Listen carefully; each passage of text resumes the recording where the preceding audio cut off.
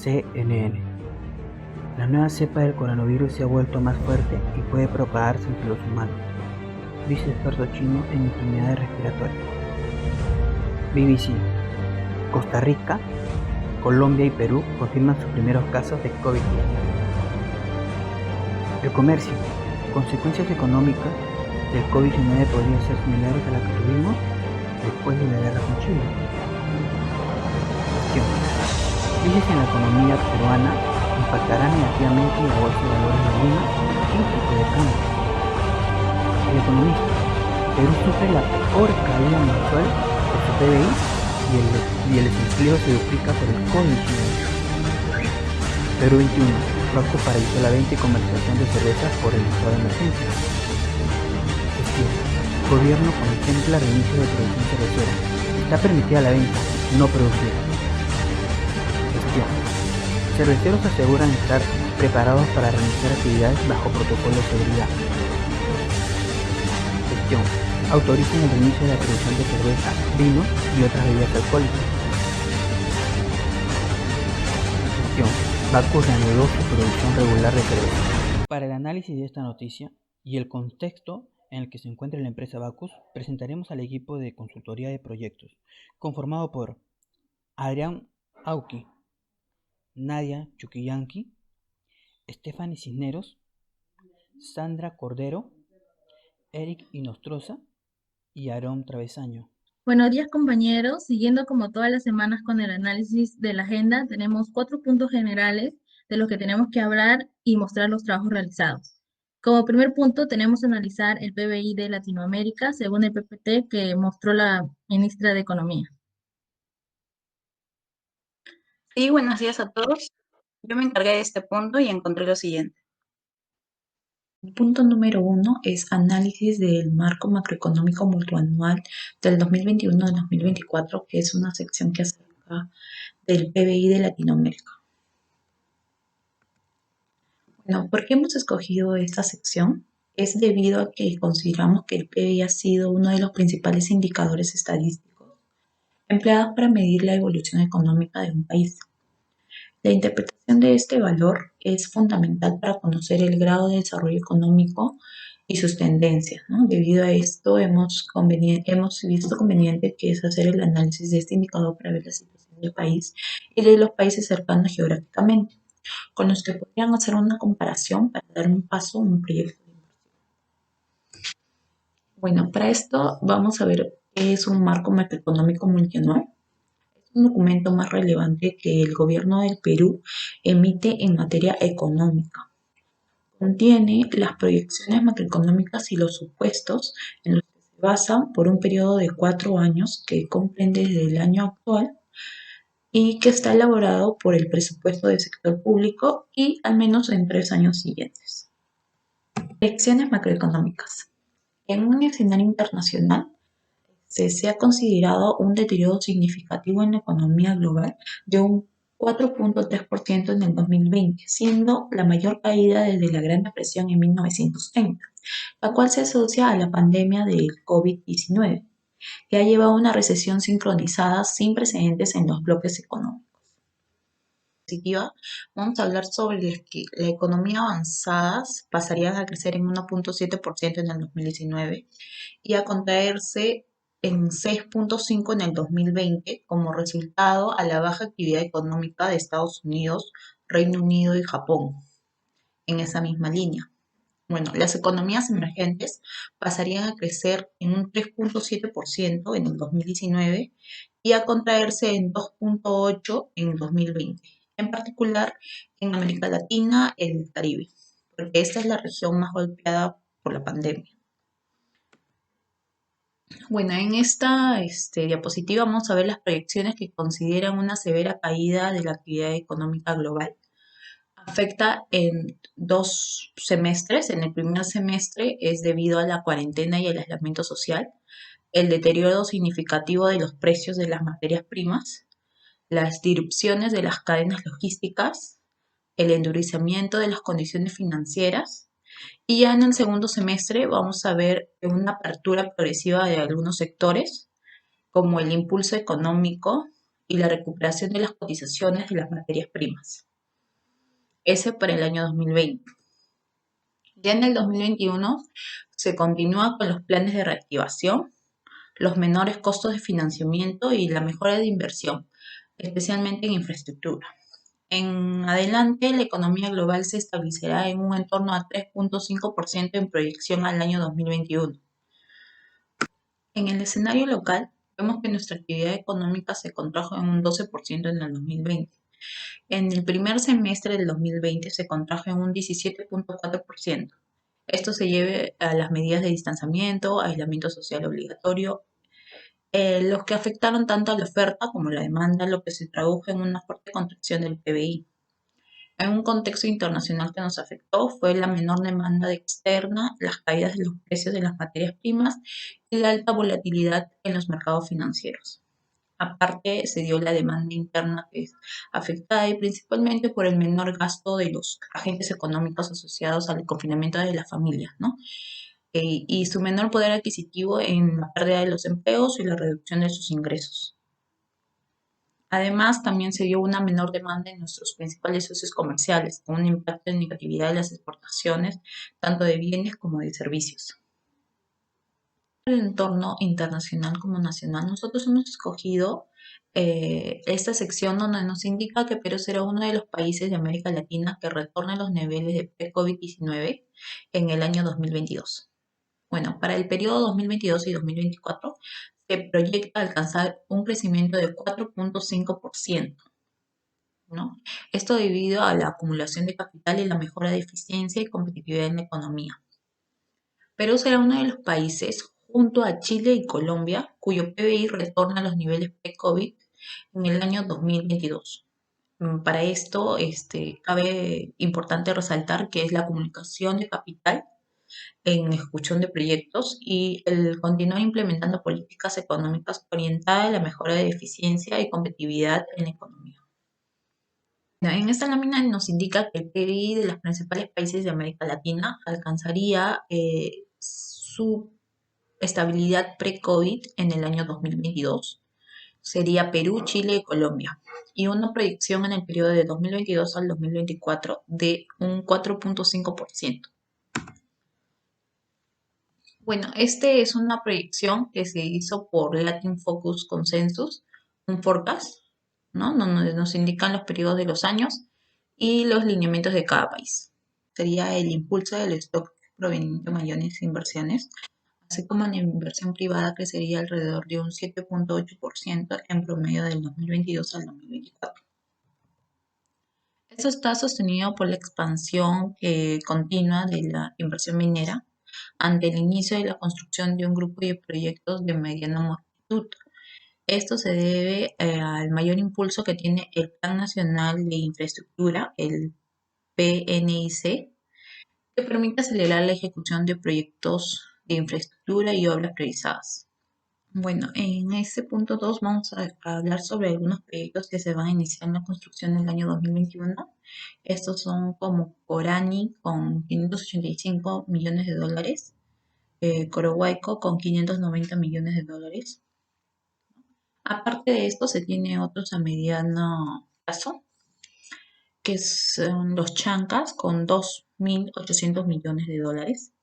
También tenemos Yanacocha, el Magistral y San Gabriel, entre otros. Aparte de eso, tenemos la inversión no minera, que crecerá en un 8.6% en el 2022 y 2024, favoreciendo una mayor ejecución de grandes proyectos de infraestructura y líneas de construcción de proyectos en APP. Bueno, las proyecciones para el año 2022-2024 se da mediante un Plan Nacional de Infraestructura que está compuesto por 52 proyectos de alto impacto económico con una inversión de 99.000 millones de soles, lo que permitirá cerrar un 30% de una brecha de infraestructura en un largo plazo hacia el 2030. Por un lado, los grandes proyectos alcanzarían un pico de inversión y serían mayores desembolsos para los años 2022 y 2024. Entre ellos tenemos a la línea 2 del Metro de Lima, que va a culminar las obras en las etapas del primer trimestre. También tenemos la ampliación del aeropuerto Jorge Chávez, ¿no? Que continuará con la construcción de una segunda pista de aterrizaje. También se va a dar la construcción de nuevos terminales de pasajeros. También tenemos el terminal portuario Chancay, que continuará con su ejecución en las primeras etapas, y el inicio de los proyectos de la cartera optimizada del APP Proinversión, con 22 proyectos de 5.967 millones de dólares, los cuales se adjudicarán en el 2020 y el primer semestre del 2021. Para complementar tenemos lo que es la cartera de APP de los proyectos del 2020 al 2021. Estos proyectos que se tienen son el ferrocarril Huancayo, Huancavelica, parte de salud de Piura y Sullana, obras de cabecera y parque industrial en Anco.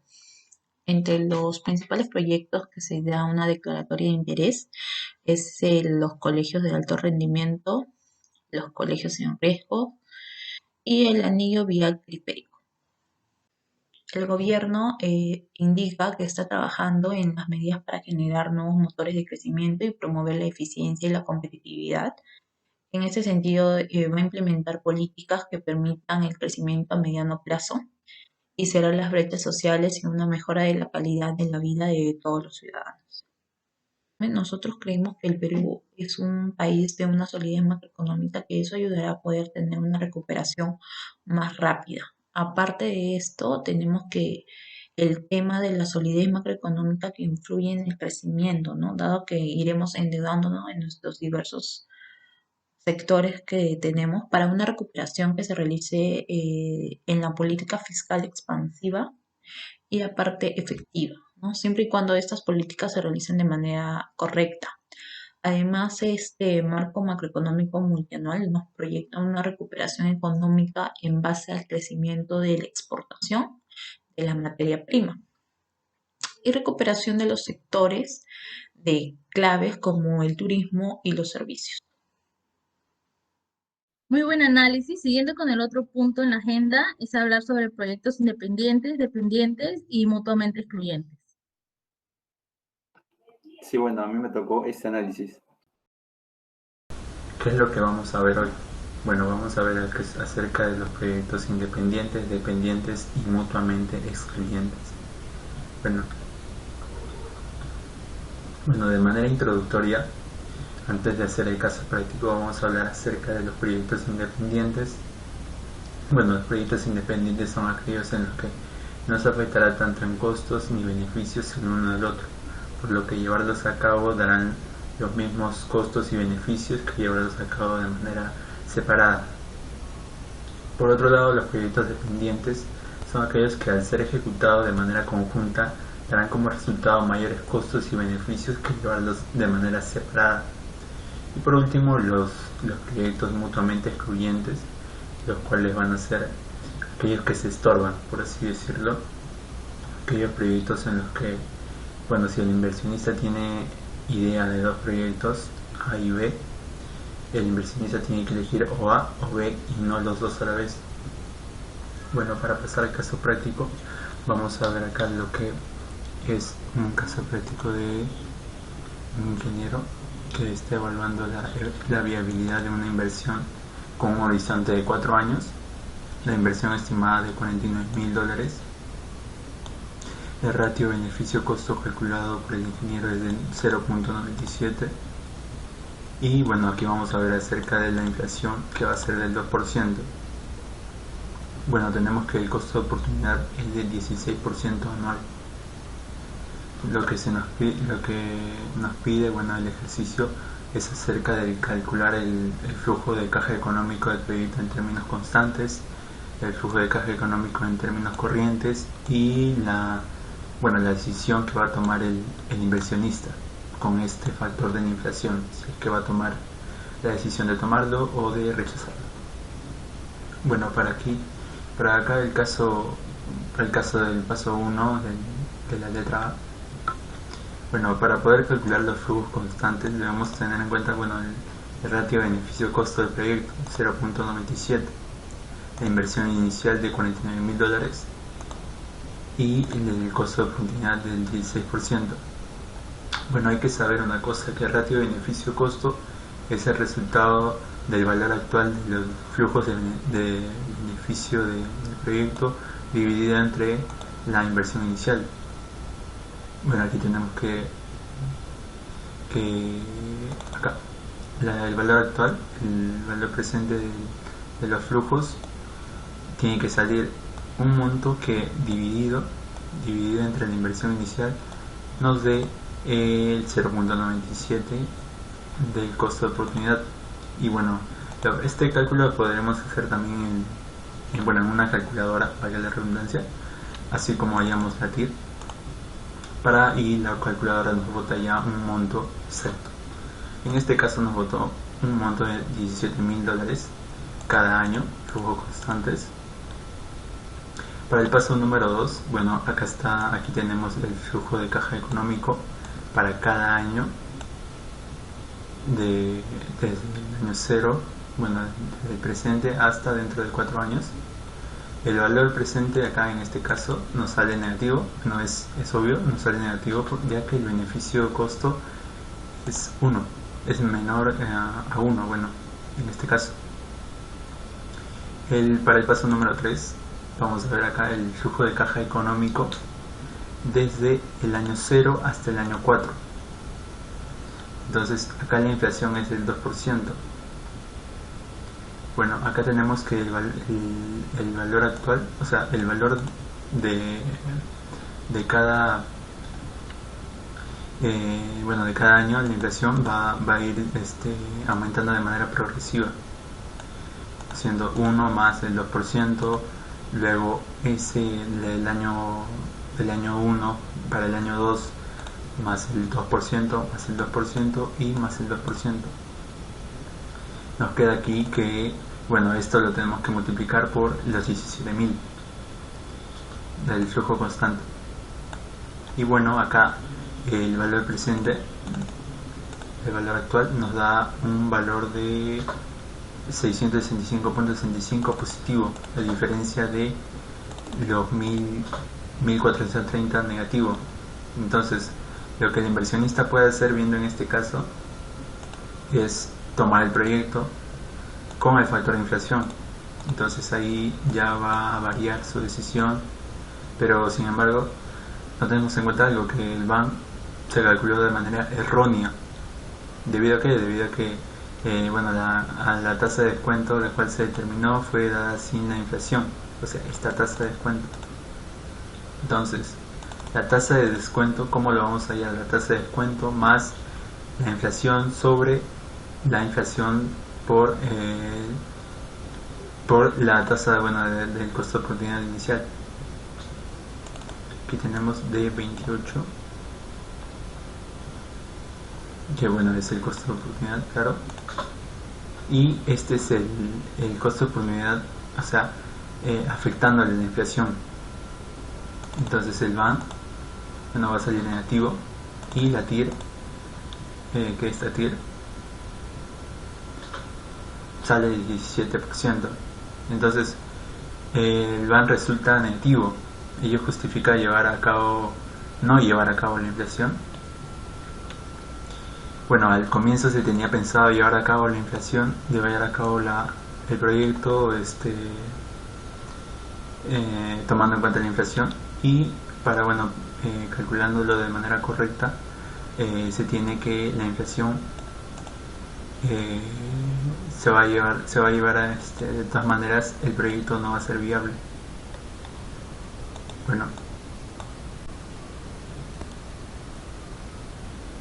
Bueno, ahora tenemos que ver acerca de los riesgos. ¿Qué vamos a hacer con los riesgos? Bueno, la empresa, el inversionista tiene que ver acerca de los riesgos individuales, los riesgos corporativos y los riesgos del mercado. Acerca de los riesgos del mercado, lo que el ingeniero tiene que ver es acerca del mercado. O sea, las fluctuaciones del mercado van a hacer que el proyecto también, los flujos van a hacer que también varíen o que tengan una variación significativa.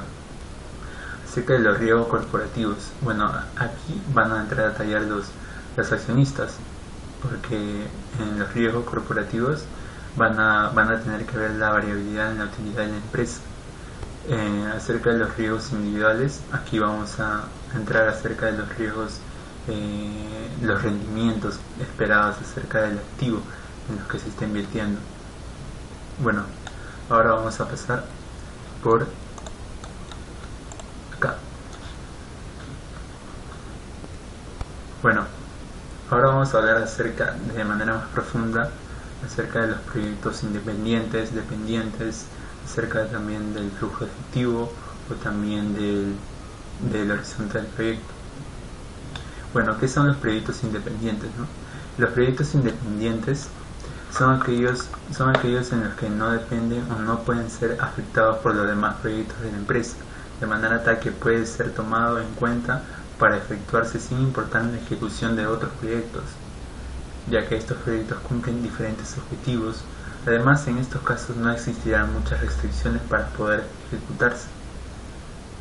Bueno, siempre y cuando hay que ver también acerca del BAN y el TIR, ya que en estos proyectos tanto el BAN y el TIR van a dar resultados la misma decisión de aceptación o de rechazo cuando se tienen proyectos independientes.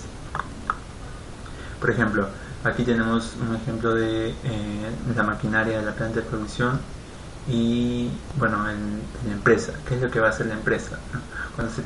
Cuando se desea cambiar la maquinaria de la planta de producción, y también es necesario sustituir el equipo de transporte, es decir, ambas inversiones son indispensables para la operación adecuada de la empresa, pero la realización de uno no excluye el otro. Vamos a ver acerca de los proyectos mutuamente excluyentes. Bueno, estos proyectos, aquellos proyectos mutuamente excluyentes corresponden a proyectos opcionales, donde aceptar uno impide la posibilidad de aceptar otro, o por último lo hace innecesario. Además que para invertir en estos dos proyectos excluyentes van a existir muchas restricciones, por ello no debe incluirse las dos en un mismo portafolio de proyectos.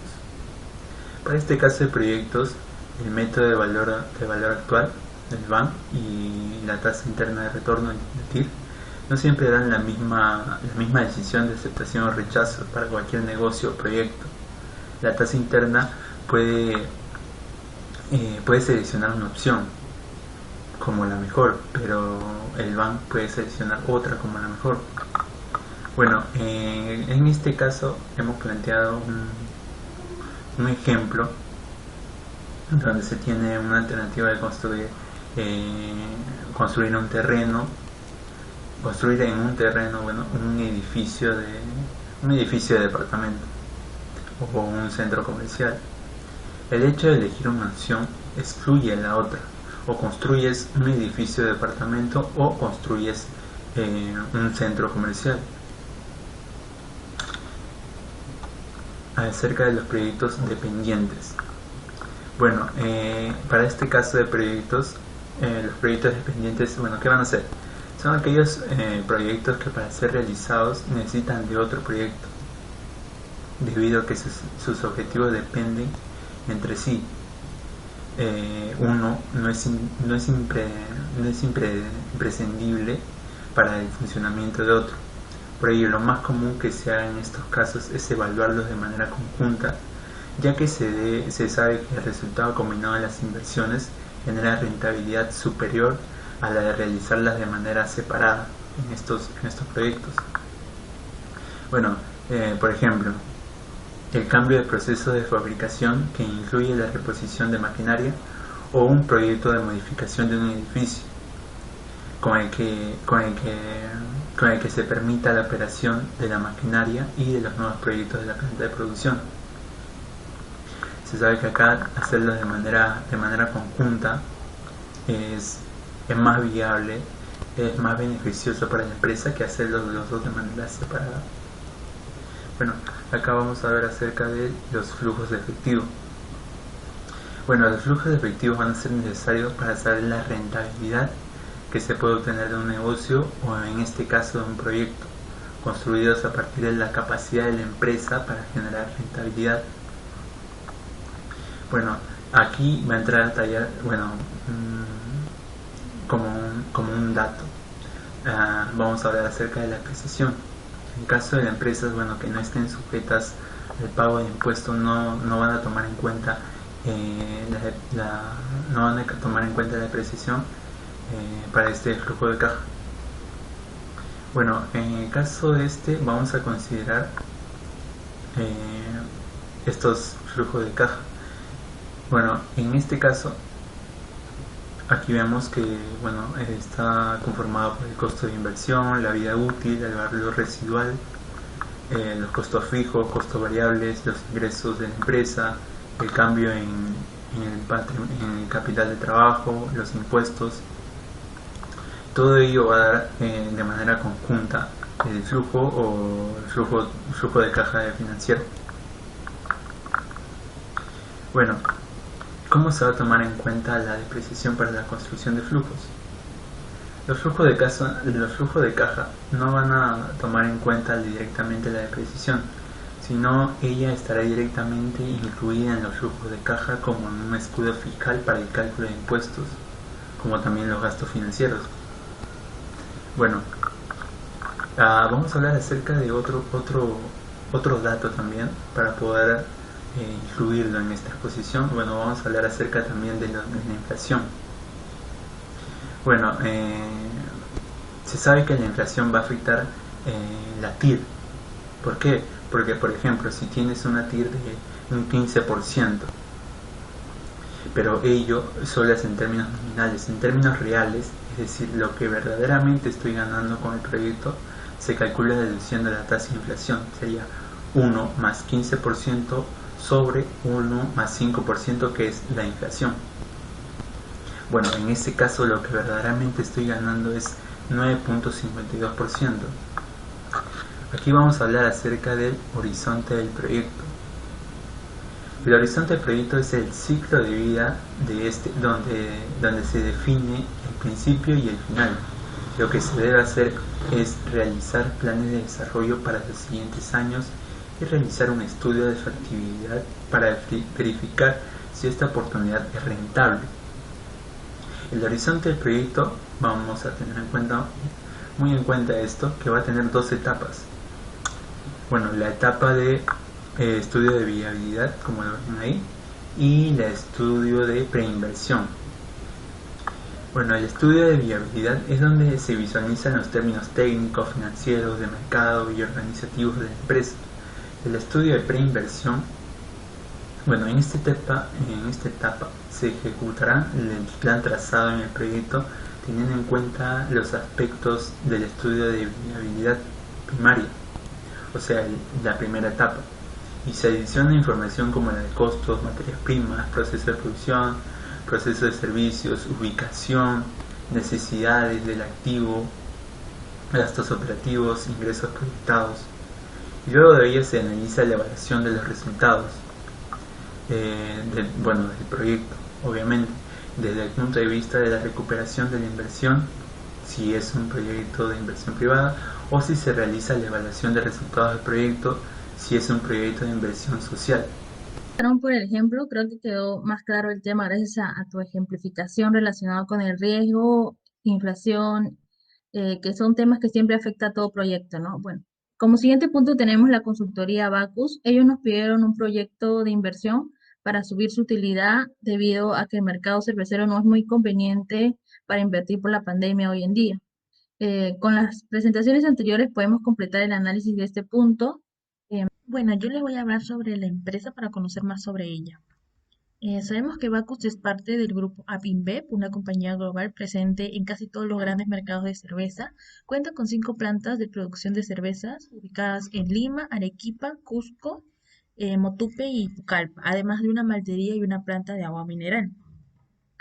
Dentro de su portafolio tiene marcas multipaís y locales que son las preferidas por los consumidores y están presentes en más de 180.000 puntos de venta a lo largo y ancho de todo el país. Dentro de sus marcas tenemos Cristal, Pilsen Callao, Cusqueña, Golden, Stella Arotis, Michelob Ultra, Pilsen Trujillo, Corona, Brahma, Budweiser. También tenemos San Juan, la arequipeña, y dentro de bebidas no alcohólicas está Agua San Mateo, Guaraná Bacchus y Maltin Power. Hay que saber que Sad Miller, empresa que administra Bacchus, llegó a un acuerdo global con Coca-Cola. Entonces, como funcionó también con el tema de Inca Kola, que Coca-Cola, como no pudo competir contra ellos, lo terminó comprando. Entonces lo mismo pasa aquí, para darles las facilidades de que esta compañía pueda apropiarse de las marcas de sus bebidas no alcohólicas. Sam Miller firmó un contrato, ¿no?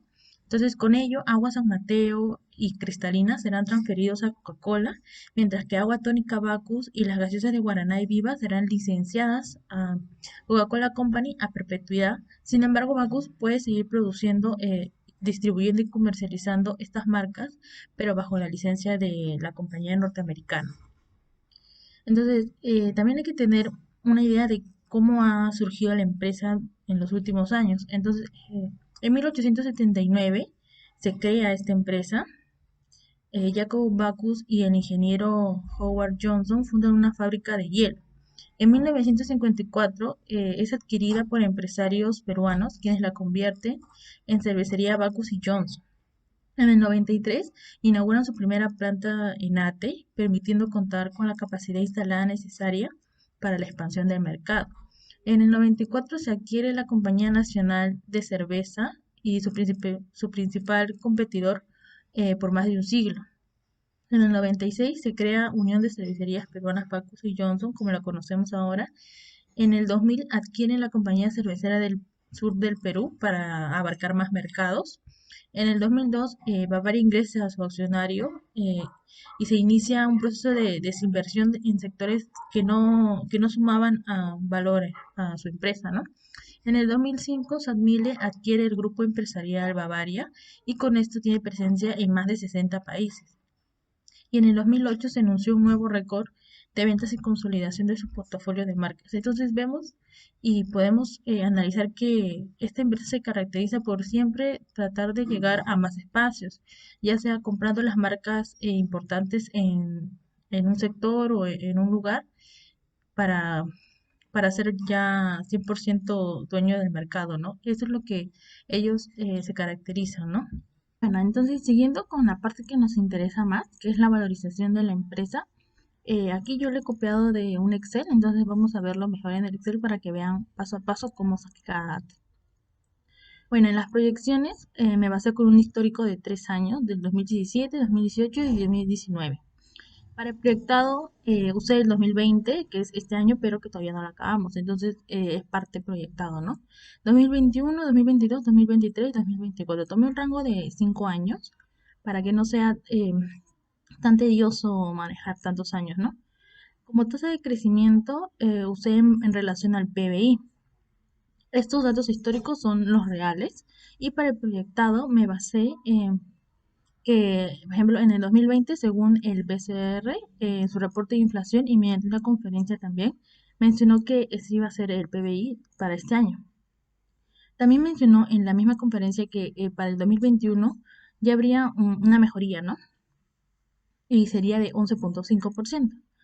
Luego, para el periodo 2022, lo tomé como un promedio de los anteriores años, ya que hay incertidumbre, pero el Banco Central de Reserva declaró que el PBI para este año, para el primer trimestre de este año, ya iba a alcanzar niveles previos a la crisis. Entonces es por ello que me basé en un promedio, ¿no? Para el 2023 ya es según, como ya en el 2022 iba a ir toda la normalidad, entonces para el 2023 ya seguí la proyección que se tenía, que igual para el 2024, ¿no? Entonces, si nos basamos en lo que es cerveza, gaseosa, agua y malta, que son los principales productos de Bacchus, tenemos que la venta en miles de electrolitos Bacchus sería, no sé si lo pueden ver aquí, sería la anterior cantidad por uno más la tasa que estamos calculando como proyección. Entonces, lo voy a agrandar un poco para que lo puedan ver mejor. Ya. Y como pueden ver, es la tasa anterior de 2019, la cantidad, por uno más la tasa de menos 12.5%. Entonces, Esto nos da 10.895 venta de miles de electrolitos. Lo mismo para gaseosa, agua y malta, y lo mismo para los siguientes años. La venta anterior por no más la tasa. Entonces, para ver la participación de Bacus, tomé que estos datos históricos de los 3 años anteriores y también proyecté mediante el anterior por la tasa que ven aquí. Entonces me sale 13.072 con su porcentaje de mercado 83.35%. ¿Por qué tanta variación entre el 2017 y que va reduciendo un poco? Por lo mismo que ya Bacus tal vez puede liderar el mercado de cervezas, pero lo que es cervezas artesanales está poco a poco ese mercado quitándole un poco espacio al mercado de cervezas. Entonces, por eso que también se ve una disminución.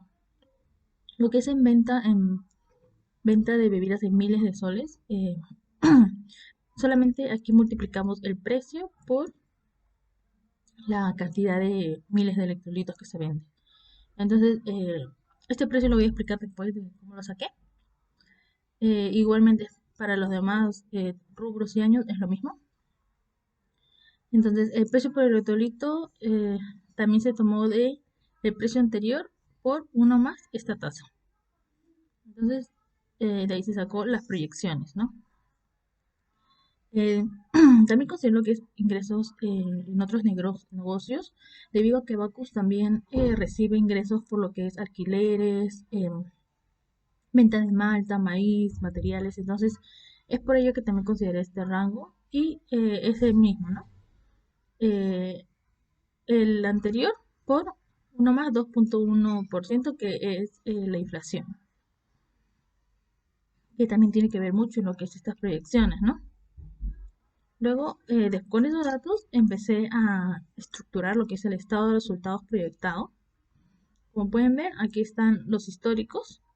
Estos porcentajes que pueden ver aquí, en estas 3 líneas, son los que son referentes a las ventas. Todos, entonces, más o menos me basé en eso, el porcentaje de la cuenta con respecto a las ventas. Entonces, ¿qué supuestos usé para esto? Usé los supuestos que es, por ejemplo, en la producción de electrolitos, que ya lo mencioné, se calculó sobre la base de PBI, consumo y producción del sector, y sobre algunos reportes del Banco Central de Reserva. El precio por electrolito se considera los precios proyectados por Macroinvest en su informe de valorización de las acciones comunes de Bacus como parte de la compra de SAP Miller por parte de AppInBev. Y la venta de cerveza se multiplica la cantidad de electrolitos por el precio esperado, ¿no? En lo que es ventas de otros productos, las ventas se proyectaron aplicando una inflación de 2.1% para todos los años desde el 2020. Esto es como un dato supuesto basado en algunos reportes también. Para el costo de venta, es a través del análisis de los elementos, se identificó que los insumos y los servicios prestados por terceros son la parte variable y el resto es costo fijo. Entonces, de esta manera se consideró la proyección de los últimos 3 años, un promedio de ello, lo cual representaría el 26.27%. Este análisis de aquí es lo que se hizo en las demás cuentas, ver cuál era la parte fija y cuál era la parte variable, y si la parte variable era algo considerable para proyectarlo así. Si no era algo importante, entonces se tomaba como fijo. Luego, siguiendo, eso es lo que hice para todos, tanto para el estado de situación financiera como para el estado de resultado. Como primer punto vamos a determinar el flujo de caja libre. Entonces, para ello, empezamos con el EBIT. Tomamos como datos los de la anterior hoja, que es la ganancia bruta, y le sumamos los gastos de venta y los gastos administrativos. O sea, estos 3 datos es lo que vamos a usar. Lo sumamos y nos va a dar 7.044 en miles de soles, ¿no? Lo mismo para los otros años. Luego, para el NOPAT, lo único que hacemos es el dato anterior hallado multiplicado por 1 menos la tasa de impuesto, que es 29.5%. Para la depreciación, en este hicimos un análisis de la cuenta según las notas de los estados financieros. Hallamos un promedio, entonces este promedio es 4.96%. y ese promedio está en relación a las ventas, por eso que lo multiplicamos con el dato de las ventas de ese año, nos da este dato. Entonces luego seguimos con la variación de NOF. Para ello tomamos también los datos anteriores, tomamos lo que es la cuenta de efectivos, las cuentas por cobrar, los inventarios, esas tres cuentas se suman y se restan con las cuentas por pagar, con este dato. Entonces luego siguiendo con el CAPEX, para ello sumamos lo que es la cuenta de propiedad, planta y equipo, le restamos la del año anterior y le sumamos lo que son las amortizaciones. Esto nos da como un flujo de caja libre de 1.110.285, que es la suma de los cuatro datos anteriores hallados. Luego pasamos con el cálculo de la tasa de descuento igual. Bueno, como deuda tenemos en miles de soles 74.671. Este es un valor razonable sustentado en las notas a los estados financieros. Luego también tenemos un capital en miles de soles de 35.057.152. Es un dato tomado de la bolsa de valores. Y tenemos que la deuda sobre el capital sería de 0.21%. Este dato luego lo vamos a explicar más adelante, porque no va a ir directo a la fórmula. Entonces, luego la tasa imponible es 32.95%. Este es un promedio de los últimos 6 años de las tasas efectivas de impuestos. Y el beta es empalacada de 0.92, que es un dato tomado del Lion Star, que es una página de Estados Unidos. Usualmente, cuando uno quiere hacer valorizaciones, toma datos de Estados Unidos, ya que ahí hay más información. En Perú no hay tanta información. Entonces, luego para el cálculo de la tasa de descuento tenemos que el beta de las empresas comparables es 0.91, que también es un dato tomado de New York Star, y que la tasa libre de riesgo es de 1.9%. ¿Y qué es la tasa libre de riesgo? Es el yield to maturity de bonos del Tesoro americano a 10 años, es un dato tomado también del BCR. Luego seguimos con la beta reapalancada ajustada, que es el 0.91. La prima por riesgo, que es la resta de el rendimiento anual del SP500, que es de Perú, menos el yield to maturity de los bonos del Tesoro a 10 años de Estados Unidos, como ven aquí. Luego el riesgo país, que es 1.16, que es para mercados emergentes, según el BCR. Y tenemos que el costo de capital nominal en dólares, según la fórmula del KPM, como pueden ver, es la tasa libre de riesgo más la beta multiplicado por la prima por riesgo menos la tasa libre de riesgo, y todo eso se le suma el riesgo país.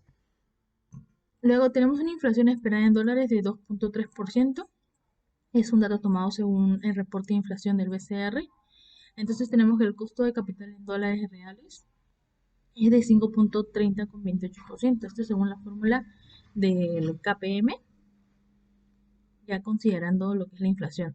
La fórmula varía en lo que es que al final se le suma el riesgo país, pero multiplicado por la inflación esperada.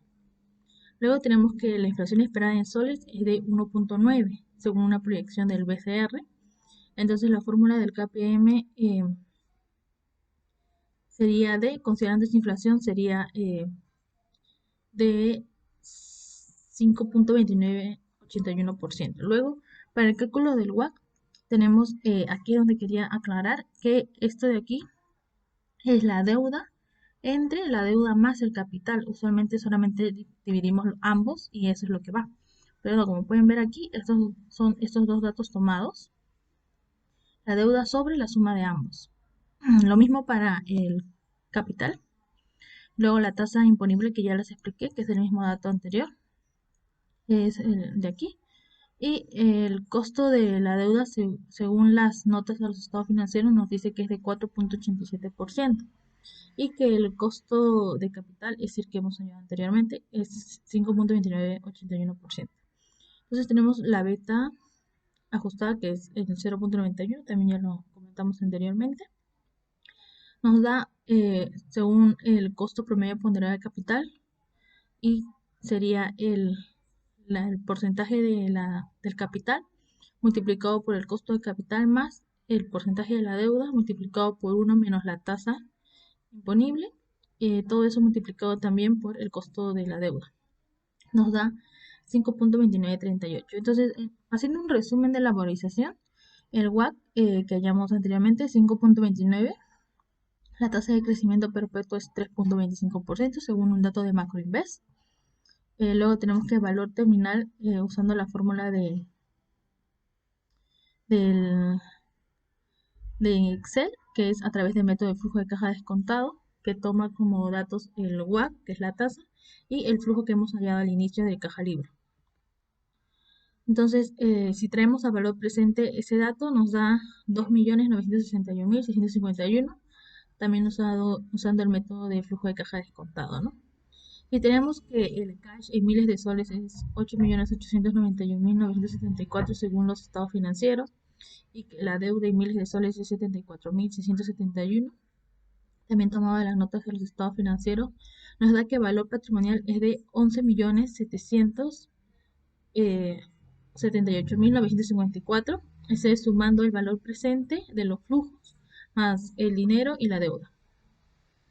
Entonces, si tenemos que el número de acciones, este es un dato tomado de la Bolsa de Valores de Lima. Tenemos, en la Bolsa de Valores está normal, entonces lo que hice fue dividirlo para que todos manejemos una misma medida, que es miles. Entonces nos da 569.515.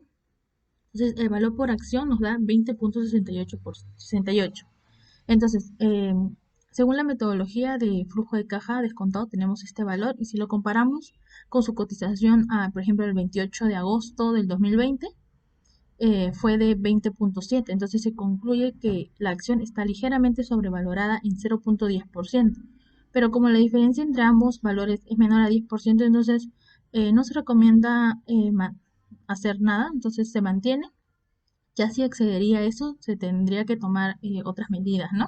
Bueno, después de conocer la empresa, presentaremos el proyecto de inversión que se analizó antes. Bueno, a mí me tocó las primeras partes de este proyecto. Bueno, para tratar mi punto, vamos a empezar con el planteo del proyecto de inversión. Para iniciar, es bueno contextualizar, ¿no?, cómo esto del COVID viene afectando. Si bien en un comienzo, cuando ya se echaba del COVID, muchas empresas se veían en incertidumbre, una situación completamente nueva. ¿En qué sentido nueva? No tenía mucho, ¿cómo se podría tratar? ¿Cómo iban a afectar esto a las empresas? Obviamente se venía un horizonte bastante duro para todos en general, para todas las empresas. Pasamos a una cuarentena, así empezamos de 15 días, en 15 días, hasta irnos a un mes completo. Eso también obviamente está afectando. Ahora, directamente a enfocarnos en la empresa Bacus. En un comienzo, con la cuarentena, reducción de personal, reducción de producción, eso se tenía que hacer. Ya venía con un proyecto de inversión para aumentar los almacenes similares. Durante la cuarentena, obviamente íbamos a tener ciertas limitaciones, ¿no? Pues no iba a ser el mismo volumen de ventas. Eso era durante la cuarentena, ahora en un estado de post-cuarentena, por así decirlo, porque estamos en una cuarentena inteligente, hay las medidas del Estado que están afectando. ¿Cómo afectando? O sea, si bien no hay una ley que diga está prohibido el consumo, hablando de su producto principal, que es las bebidas alcohólicas, no hay una ley que diga que está prohibido su consumo, el hecho de limitar las reuniones, limitar reuniones familiares, eventos, todos los similares, lugares nocturnos, son donde había un gran consumo del producto. No decimos que esté mal las medidas del Estado, por supuesto que no, están excelentes porque son para prevenir esta situación, la salud prima ante todo, pero son medidas que se tienen que analizar porque están obviamente afectando en este sector. No, vamos a ponerlo así, como digo, el producto sí, siempre va a ser rentable, no lo vamos a negar, simplemente es que tenemos que superar esta situación, y una vez superado el producto que tiene Bacus lo puede salir a vender y normal, va a seguir su producción, su consumo se mantiene.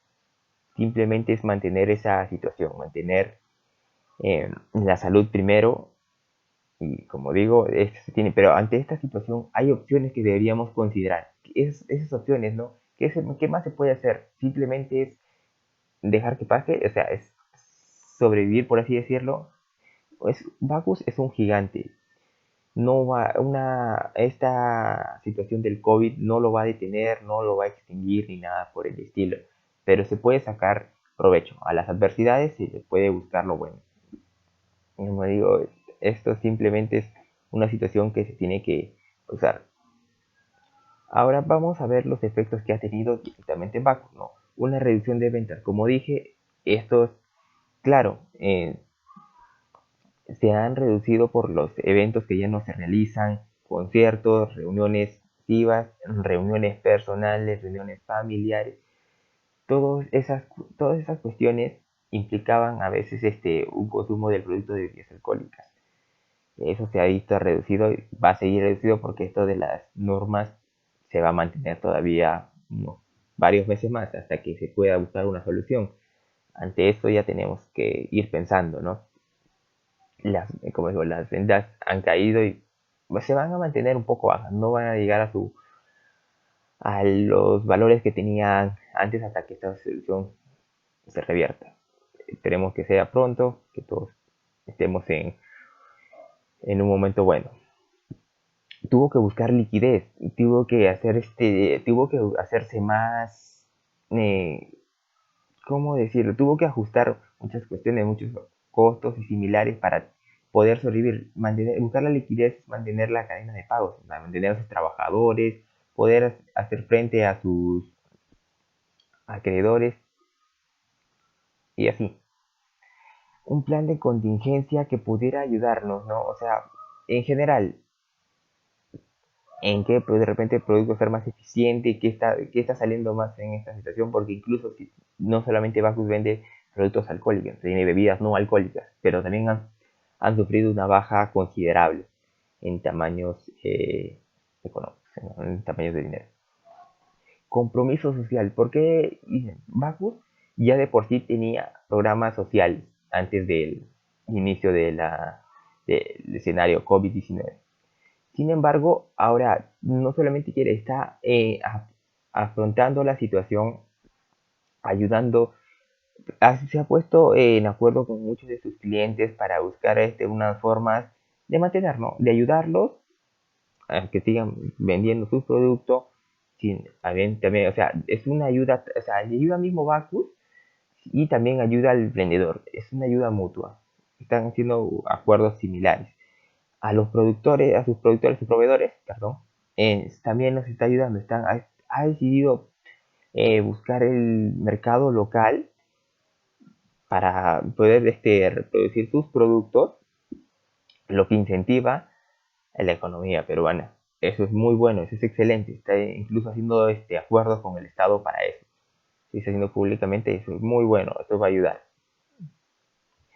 Otras opciones, ¿en qué me refiero con otras opciones? Como dije, se tiene que tener buscar qué más se puede hacer, ¿no? O sea, simplemente o te quedas esperando a que la situación pase y decir regresar a una normalidad, o por el contrario buscar una situación que pueda ayudar, ¿no? Sí, ayudar a la empresa. No solamente es esperar que esto pase, lograr algo más. Conservar el dominio, ¿a qué me refiero? Como dije, Paco es un gigante, está manteniendo en el mercado local, es dominante y creo que por más situación COVID que haya, no va a afectar eso. Se tiene que seguir preservando y no va a haber quien le compite en esta situación. Se van a pensar en otros aspectos. Bien, vamos a la oportunidad. Se está haciendo este proyecto porque se ha detectado una brecha y en la que Bacus, si se pone firme, puede lograr algo. ¿Cuál es la brecha? Primero vamos a hablar, voy a hablar en grandes rasgos de esta oportunidad. Hablamos de la entrega de productos a domicilio. Por esta cuarentena, muchas personas ya de por sí compran productos online, ya se han acostumbrado. Internet lo tiene esa facilidad. Compras, lo pagas al momento y simplemente esperas que te llegue el producto tranquilamente a tu casa. Así como hay personas que lo hacían, que les sacaban el provecho, hay personas que no, que por el contrario eran reacias a eso, le tenían cierto alejamiento porque no les parecía completamente. Ahora, frente a este escenario COVID, tienen que hacerlo obligado para mantenerlo. Es porque no vas a salir a... Ya, nadie puede decir que no puedes comprar ciertas cosas. Es tu efectivo, eres libre de hacer lo que sea, eres libre de gastarlo como mejor lo dispongas, pero se puede mantener, ¿no? Si puedes hacer las compras vía online, evitando de repente tener mucho contacto, mejor. Ahora, en un comienzo, cuando se dio esta cuarentena, muchas personas que ya habían hecho sus compras online quedaron a la deriva con respecto a cuándo les iba a llegar sus productos.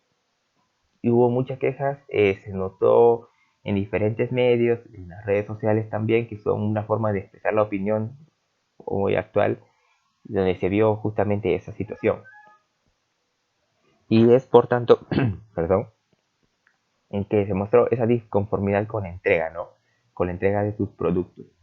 Muchas tiendas no pudieron hacerlo de forma oportuna, generando el malestar de los usuarios y sus clientes. Ahí es donde vemos un primer punto, ya tenemos una idea de que todavía no hay algo concreto, no estamos hablando de que ya estén con el mejor sistema para la entrega, todavía están lejos de eso. Muchas tiendas que son muy eficientes y tienen buenos contratos y le están entregando a tiempos, eso es lo que genera prestigio, eso es lo que te induce a querer volverlo a hacer. Si yo he comprado un producto y me llega el tiempo que yo lo requiero, perfecto, voy a seguir comprando hasta que pueda, ¿no? Cada que pueda voy a seguir siendo, sé que no me va a fallar. Pero si por el contrario, yo he comprado un producto, no hay cuando llegue, ya no voy a querer volver a pasar por lo mismo. Es ahí donde tenemos un margen, donde tenemos que poder sacarle provecho. Ahora, es como digo, esta de acá, esta situación que estamos teniendo va a hacer que muchas personas que antes ya no lo hacían por motivos que ellos tengan, por razones personales, quieran se vean en la obligación de hacer las compras de manera online, por tanto, querer que los productos les lleguen a sus domicilios.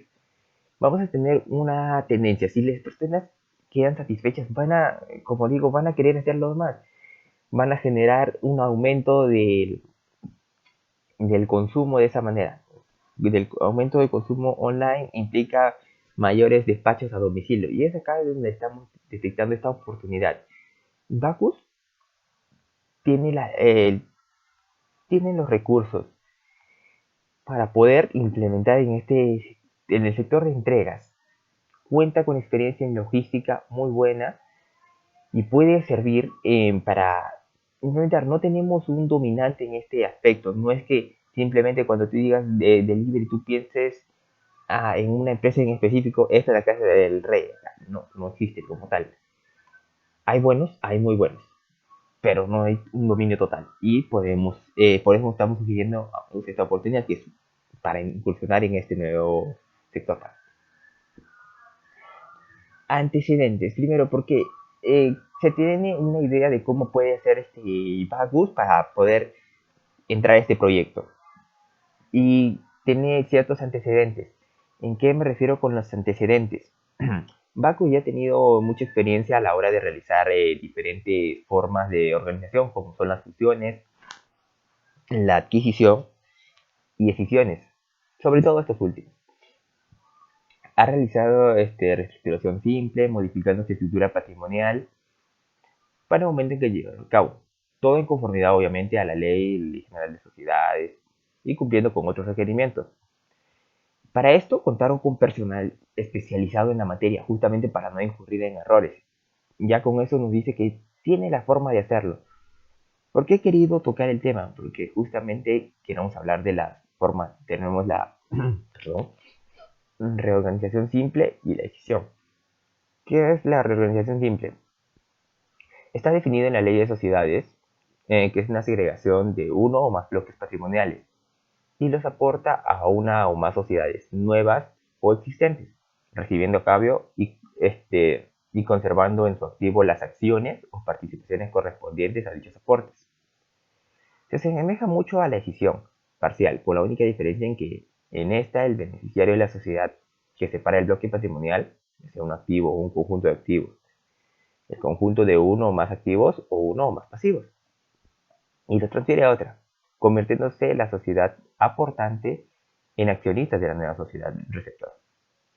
Lo que se busca es garantizar el correcto funcionamiento de la empresa. ¿Cómo es eso? Teniendo la meta de la eficiencia económica, lo cual implica un mayor control de los procesos que se llevarán a cabo en la actividad económica. Bueno, ese con respecto a la organización simple. Ahora, un poco de la decisión. No voy a profundizar, simplemente son ideas superficiales para tener una concepción de lo que le quiere proponer a Bacus. La decisión está respaldada también por la normatividad peruana, confía en un mecanismo de reorganización de sociedades, un proceso de reestructuración empresarial con respaldo jurídico, que garantiza la validez de los acuerdos, ejerciendo la autonomía de la empresa y su voluntad privada de constituirla. Consiste en la transferencia patrimonial, que incluye los derechos de los accionistas, créditos de terceros, beneficio de dos o más partes que se aportan a otras. Tenemos unas formas de hacer la decisión, ¿no? Tenemos la decisión total, tenemos la decisión parcial y la de participación mayoritaria. ¿Cuál es la decisión total? Es cuando ya se quiere dar por extinción a una sociedad y simplemente se quiere dispersar en los bloques patrimoniales y en otras. Parcial, cuando no se busca la extinción completa de una, ¿no? Simplemente es una transferencia de un bloque patrimonial.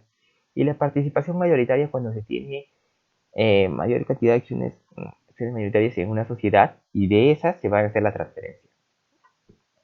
Bien, como dije, simplemente quise hacer unos pequeños rasgos de estos simples formas de relación porque vamos a la propuesta. Como dije, esto de acá es un nuevo sector para Bacus. Se puede incursionar contenido de la experiencia en la logística que ya había mencionado. Bacus es muy bueno en ese aspecto y le puede sacar provecho en esta situación. La logística es esencial y se puede lograr mucho. Como dije también, no hay un dominante absoluto, no hay alguien que intimide a los demás, no es un mercado que ya está dominado y que simplemente entras y estás destinado, estás condenado al fracaso. No es así. Hay mucho por hacer, se puede lograr algo, se puede ser dominante. Hay mucho por ver ahí. Y expectativas de crecimiento, como mencioné, las personas están ahorita muchos se siguen manteniendo ahí. Hay personas que ya están de repente un poco cansadas de esta forma que nos está teniendo este confinamiento inteligente, por así decirlo, porque ya no es que estemos obligados a estar en casa, ¿no? Pero es lo más recomendable todavía. Hay mucho peligro y por tanto se están inculcando en esto. Yo estoy seguro que hay adultos que, un adulto mayor incluso se podría considerar, pero muchas personas que ya no han querido hacer esas compras, ¿no? Que no les gustaba hacer las compras online porque si ya no tiene sentido, yo prefiero irme a la tienda y pedirlo y no eran muy confiados. Pero ahora se van a dar cuenta, ¿no? Que los beneficios de lo que tiene el delivery, simplemente ven lo que quieren con internet, sale más barato y simplemente lo piden y que le llegue a su domicilio. Hay buenas expectativas para esto, porque no es algo que simplemente se va a mantener allá o sea, no estamos hablando de algo que viene el COVID, voy a comprar online y se va el COVID y ya me olvidé de eso. No, vino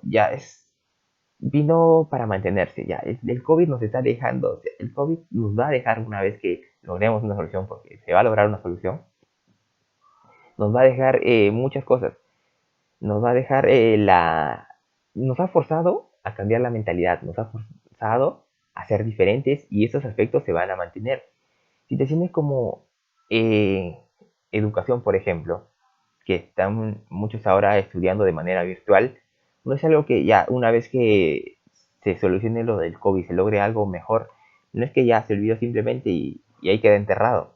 Por el contrario, muchos te van a sacar de partida, ya lograron algo con la forma de educación virtual y lo van a implementar, lo van a seguir implementando. Quizá va a reducir, pero lo va a seguir implementando. Y lo mismo acá.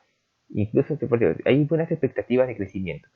Si hay crecimiento en las ventas, implica crecimiento en la cantidad de personas que van a pedir por delivery. Por tanto, hay un buen horizonte para esto.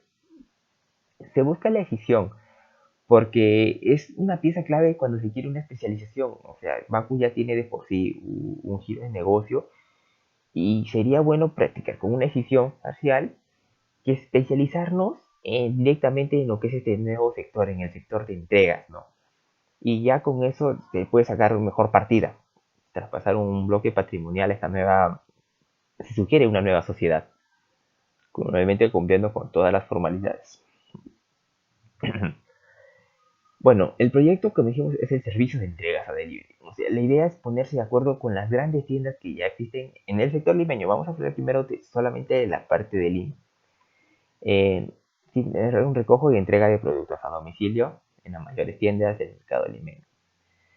Hay grandes tiendas que ya tienen algunos acuerdos y otras que pueden mejorar.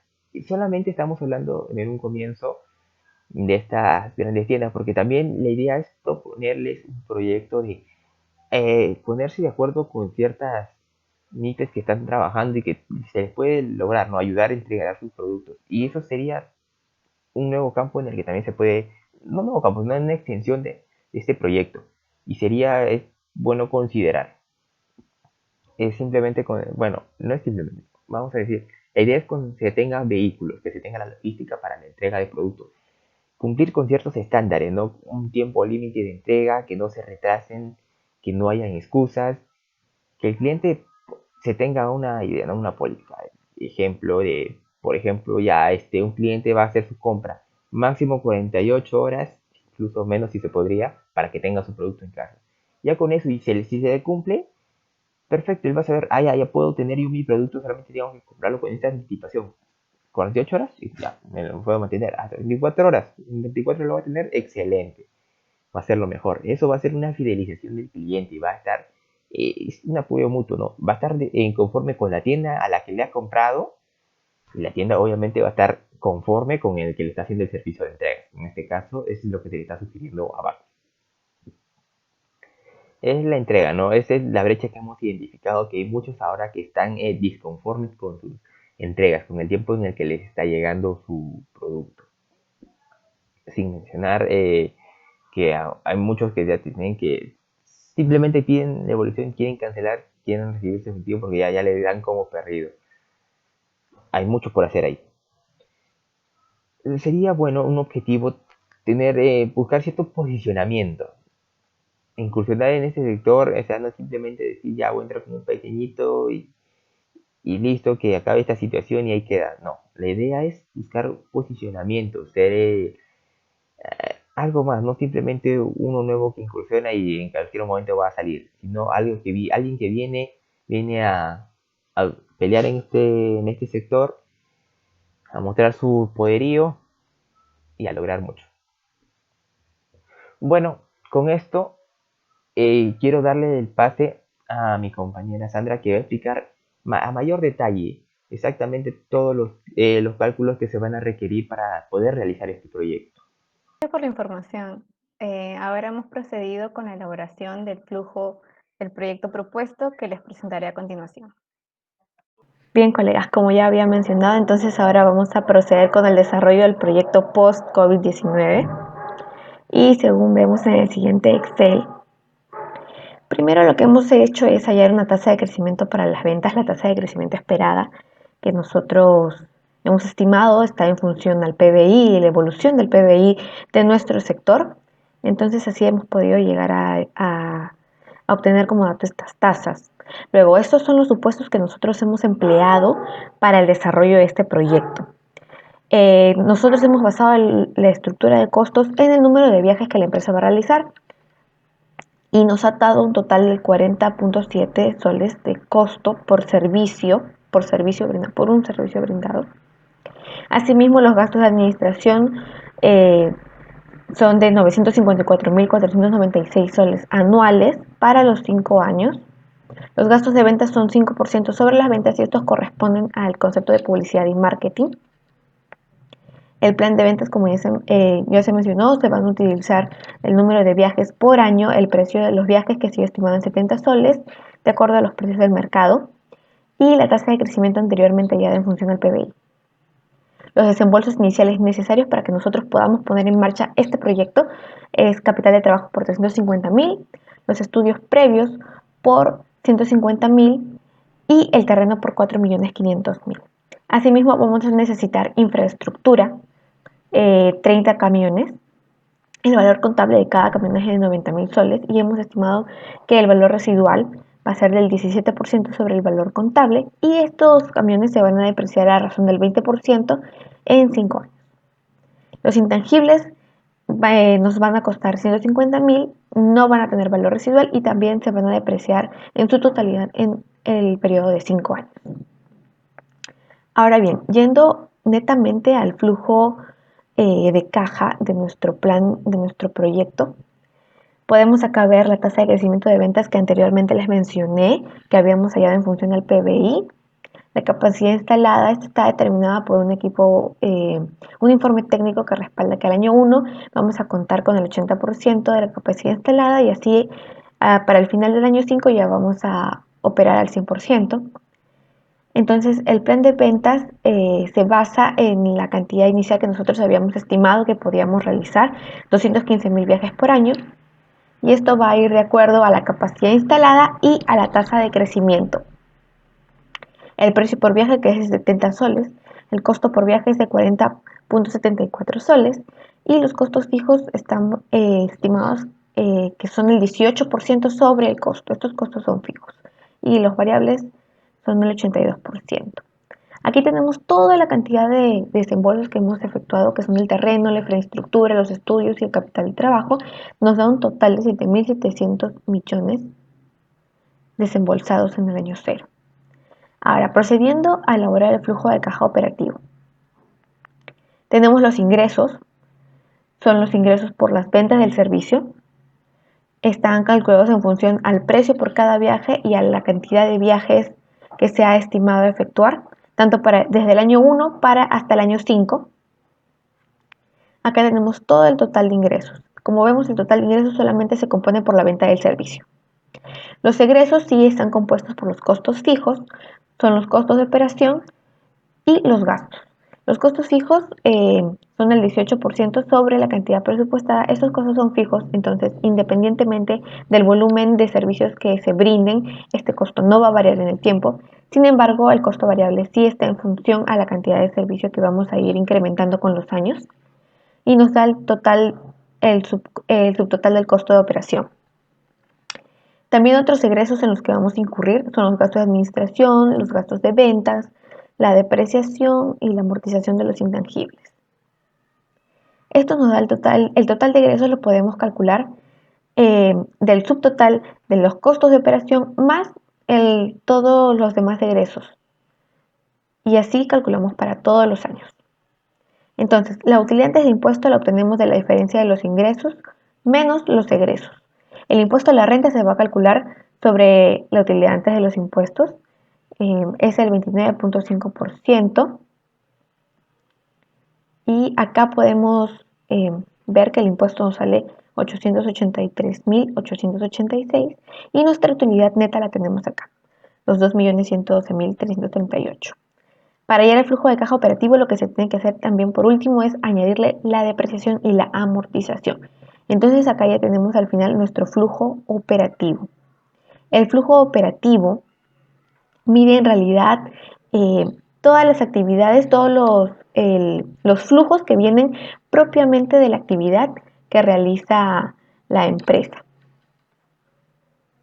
Ahora, tenemos nuestro flujo de capital. Para hallar nuestro flujo de capital, vamos a necesitar cuánto es el monto total que nosotros hemos invertido en los activos, tanto fijos o tangibles como intangibles, que es 7.750.000.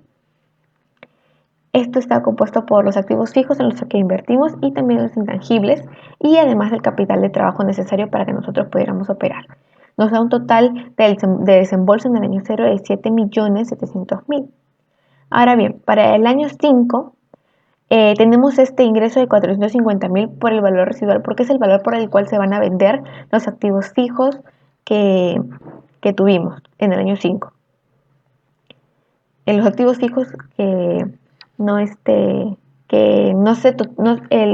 los activos fijos se van a vender por su valor residual.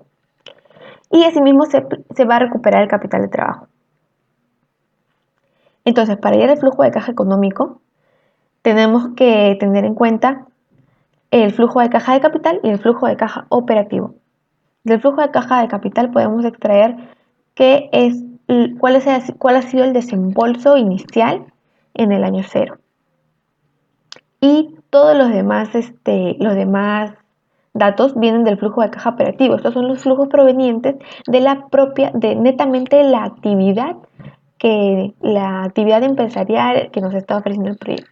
Estos son los ingresos menos los egresos. Y así tenemos nuestro flujo de caja económico. Además, al final del año 5 se le tiene que añadir el flujo recibido de la venta de los activos fijos y del capital de trabajo que se recupera. Estos flujos este flujo de caja económico van a ser descontados según la tasa mínima de requerimiento, la tasa mínima de rendimiento que nosotros hemos hallado, que es de 9.03. Esta tasa la hemos hallado según la fórmula del KPM.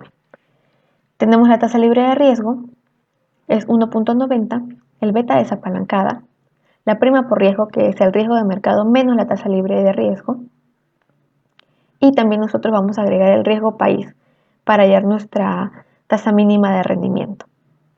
Entonces tenemos que nos da un 10.17% mediante la fórmula del KPM con los datos anteriormente mencionados.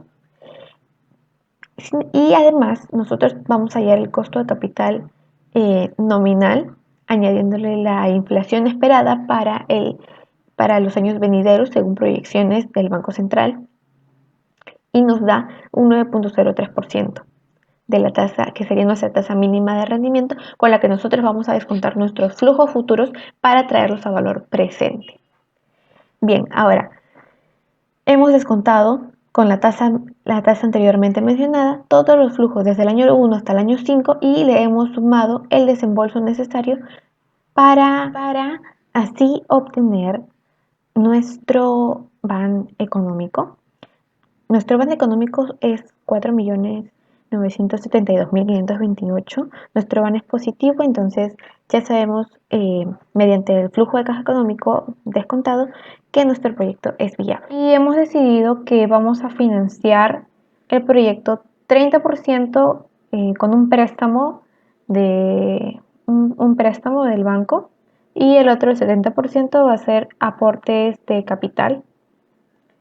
El préstamo se ha determinado que los pagos van a ser cuatrimestrales, nos van a dar un año de periodo de gracia. Esto nos da 3 cuatrimestres en el que no se va a pagar, solamente se va a pagar los intereses como cuota. Asimismo, nos han ofrecido una tasa efectiva anual del 25%. Y aquí tenemos todos van a ser 12 cuatrimestres, ¿no? Entonces, todo el primer año, los 3 primeros cuatrimestres, solamente se va a pagar como cuota los intereses. Luego, ya a partir del cuarto periodo, se va a pagar la cuota completa, que va a corresponder a la amortización más el pago de los intereses. Y así hasta la liquidación del préstamo, y la cuota que vamos a pagar durante los 3 primeros periodos, durante los 3 primeros cuatrimestres, va a ser de 178.372, y ya a partir del cuarto periodo la cuota va a ser de 365.516. Y esta es nuestra deuda, este es el cuadro de la deuda. El préstamo que hemos pedido por 2.310.000. El año 1, lo único que se van a pagar son intereses, y vamos a tener el efecto tributario del interés del préstamo, nuestro escudo tributario. Para el año 2, como ya se van a comenzar a partir de este año a pagar las cuotas completas, vamos a pagar amortización por 605.901 1.64 soles y los 490.647 que sí corresponden al pago de los intereses. Y tenemos el efecto tributario de los intereses, solamente de los intereses, el 29.5%. Y de la misma manera para el año 3 y para el año 4, como ya se van a pagar las cuotas completas, en 4 años ya estaría liquidado el préstamo. Bien, ahora que ya tenemos hallado el servicio de la deuda, podemos proceder a elaborar nuestro flujo de caja financiero. Nuestro flujo de caja financiero sí va a tomar en cuenta el financiamiento, el préstamo con el banco que nosotros hemos adquirido. Para hallar nuestro flujo de caja financiero, lo que tenemos que hacer es partir del flujo de caja económico. Sin embargo, el flujo de caja financiero dentro de los desembolsos no va a incluir el monto total de la deuda. Entonces, solamente porque solamente se habría desembolsado 5.390.000, ya que la deuda no la hemos puesto nosotros como inversión, ¿no? Por eso es que el préstamo no se incluye en el año como desembolso en el año 0. Y lo que sí se va a incluir es para el resto de los años, desde el año 1 hasta el año 5 del horizonte del proyecto, es la amortización que se va a pagar más el interés de la deuda. Por eso es que a la diferencia que nos salió entre nuestros ingresos y nuestros egresos, sí se le va a restar la amortización de la deuda y el interés que se paga por la deuda, pero se le va a sumar el efecto tributario a favor que nos genera este mismo préstamo. Y esto va a ser así y así se va a calcular los flujos del año 1, 2, 3, 4 y 5. En el año 5 ya lógicamente no tenemos amortización de deuda ni pago de intereses y tampoco tenemos el efecto tributario porque la deuda se terminó de liquidar en el año 4. Y a manera de resumen, aquí tenemos el valor actual neto de nuestra evaluación económica y de nuestra evaluación financiera. De acuerdo a nuestro flujo de caja económico, el desembolso se consideraba que no distinguía entre si el desembolso iba a ser con aportes de capital propio o de deuda. Por eso es que lo toma totalmente de los 7.700 millones de desembolso y los flujos netamente de la diferencia de los ingresos menos los egresos. Y nos da que tenemos un valor actual de los flujos, tan solo de los flujos, por 12.672.528. Y el valor actual neto son los flujos futuros descontados, o sea, traídos al valor presente, y además restado del desembolso inicial. El valor actual neto es positivo. Esto nos indica que el proyecto que nosotros estamos planteando es totalmente viable, es positivo. Y luego tenemos el valor actual neto, pero financiero. Como se mencionó anteriormente, en la evaluación financiera ya no se incluye el servicio de la deuda dentro del desembolso en el año 0, dentro del desembolso inicial, pero sí tenemos menores ingresos en los otros años en comparación con el flujo de caja económico, porque esos ingresos que a la diferencia de los ingresos y de los egresos como eran por el concepto de gastos de administración, de ventas, también tenemos que añadir a esos egresos el pago de la amortización y el pago de los intereses. Por eso es que nuestros ingresos acá en una evaluación financiera son menores. Entonces, el valor actual de los flujos se van a descontar con esta tasa de mínima de rendimiento aceptable, esta tasa que nosotros hemos calculado, acá sí estamos tomando en cuenta el porcentaje de deuda y el porcentaje que ha sido financiado con capital propio. Como se mencionó, el porcentaje de deuda que nosotros habíamos decidido aceptar era que íbamos a financiar el proyecto con un 30% de deuda y el otro 70% sería nuestra inversión propia. La tasa imponible es del 29.5%. Este sería el impuesto a la renta.